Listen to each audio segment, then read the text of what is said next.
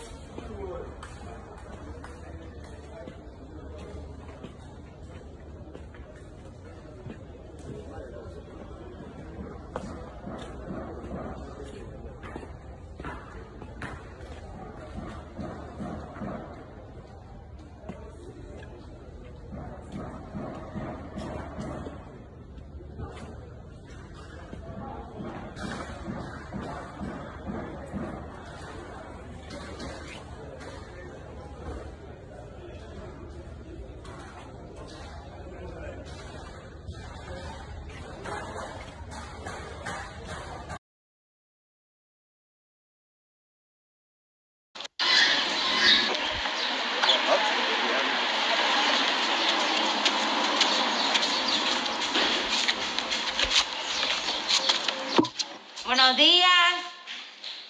Buenos días. Parece una podía. Sí. Buenos días, con su permiso.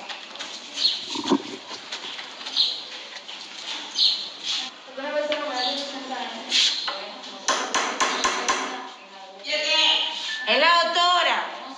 Usted sabe que tiene que tomar las medidas higiénicas. Cualquier cosa.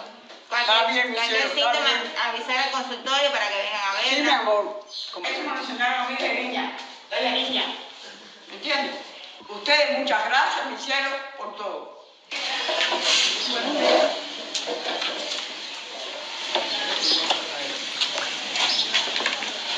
Entonces, no hay catarro, no hay.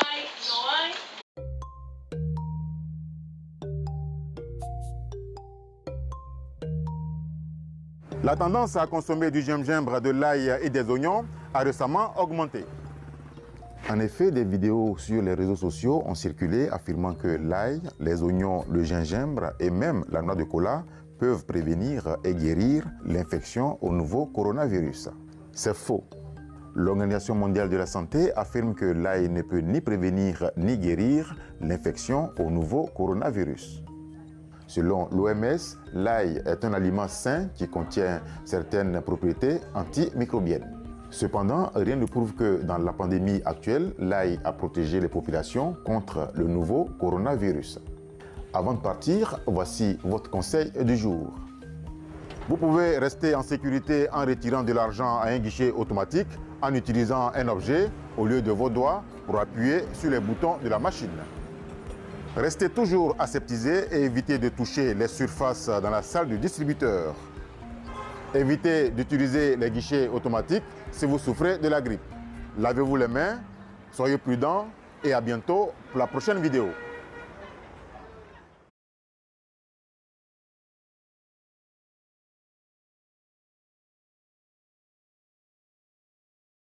Il va falloir un nombre considérable de malades pour voir une différence, non? Qu'en pensez-vous? Actuellement, justement, c'est un travail qu'on est en train de faire avec ma collègue Odile Launay pour établir en fait un chiffre qui nous permet d'avoir des valeurs statistiques convenables. Vous avez parfaitement raison. Actuellement, il y a d'autres mesures de prévention qui sont mises en place, ne fût-ce que les masques déjà. Et donc, peut-être la fréquence d'infection qu'on a actuellement, et je l'espère d'ailleurs, va diminuer dans les semaines qui viennent. C'est pour ça que cette étude est une étude à grande échelle dans plusieurs pays étrangers et on essaie tous se coordonner avec le même type de protocole, avec le même type de vaccin, parce qu'il y a plusieurs BCG différents, et aussi avec le même type de placebo. Et donc, on espère quand même d'avoir des chiffres suffisamment importants pour avoir une valeur statistique. Si je peux être provocateur, est-ce qu'on ne devrait pas faire cette étude en Afrique, où il n'y a pas de masque, pas de traitement, pas de réanimation, un peu comme c'est fait d'ailleurs pour certaines études dans le sida, où chez les prostituées, on essaye des choses parce qu'on sait qu'elles sont hautement exposées et elles ne se protègent pas. Qu'est-ce que vous en pensez ? Alors vous avez raison, et d'ailleurs on est en train de réfléchir en parallèle à une étude en Afrique justement pour faire ce même type d'approche avec le BCG, un placebo. Je pense qu'il y a un appel d'offres qui est sorti, va sortir, et je pense qu'on va en effet sérieusement réfléchir à ça. On ne sait pas ce qu'ils mettent comme cochonnerie dans les vaccins, et il faut sauver le monde parce que le monde, les ancêtres de l'humanité, ce sont les Africains. Tout ce qui s'est passé, l'esclavage et tout ça, c'est les Occidentaux. Ils ont aussi fait les cow-boys. Ils ont pris l'Amérique sans les Indiens. Et là, ils veulent l'Afrique sans les Africains. Donc il y a du poison dans les vaccins, donc il ne faut pas vous faire vacciner. Parce que nous-mêmes, on est gâtés ici à cause des vaccins. C'est tous les vaccins qui font que dans la tête des Blancs, là, ça va pas bien, quoi. C'est pour ça que l'Afrique, elle doit se relever. Et il faut dire non aux vaccins. Il ne faut pas vous laisser faire par les dirigeants.